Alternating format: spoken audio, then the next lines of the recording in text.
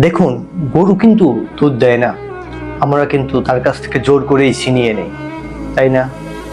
গাধা কিন্তু এত ভার বহন করতে চায় না, আমরা জোর করেই পিটিয়ে তার পিঠের উপর উঠিয়ে দেই, তারপরেই সে যেতে শুরু করে।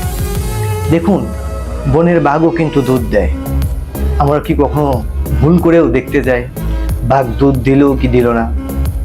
সিংহ কিন্তু একটা প্রাণী, কিন্তু আমরা সিংহের উপর কোনো জিনিস চাপিয়ে দিতে পারি?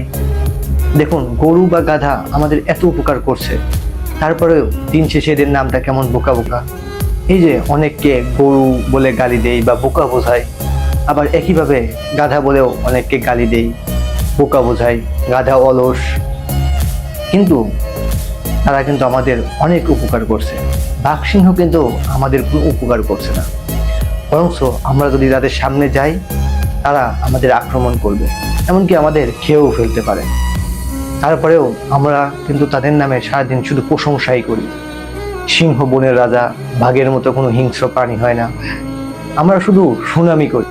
ঠিক তেমনি যেই মানুষগুলো আমাদের সবসময় পাশে থাকে, সাহায্য করে, আমাদের মানসিক শান্তি দেয়, সবসময় চায় আমরা সুখে থাকি, ভালো থাকি, সেই মানুষগুলোকেই আমরা গাধার চোখে দেখি, গরুর চোখে দেখি। যেই মানুষগুলো আমাদের পাশে থাকে, দিন শেষে আমরা সেই মানুষগুলোকেই ভুল বুঝি। আর যেই মানুষগুলো মিথ্যে আশা দেয়, যেই মানুষগুলো মিথ্যে কথাগুলো সুন্দর করে গুছিয়ে বলে, সেই মানুষগুলোকে আমরা মাথায় করে রাখি। আসলে যেই মানুষগুলো আমাদের সত্যিকারের ভালোবাসে, আপনাকে সাপোর্ট করে, সেই মানুষগুলো সত্যিটাও অত সুন্দর করে গুছিয়ে বলতে পারে না। আর এই পুরো গল্পটা কিন্তু গরু, গাধা, বাঘ, সিংহকে নিয়ে ছিল না, এটা ছিল আমাদের সমাজের মানুষদের নিয়ে।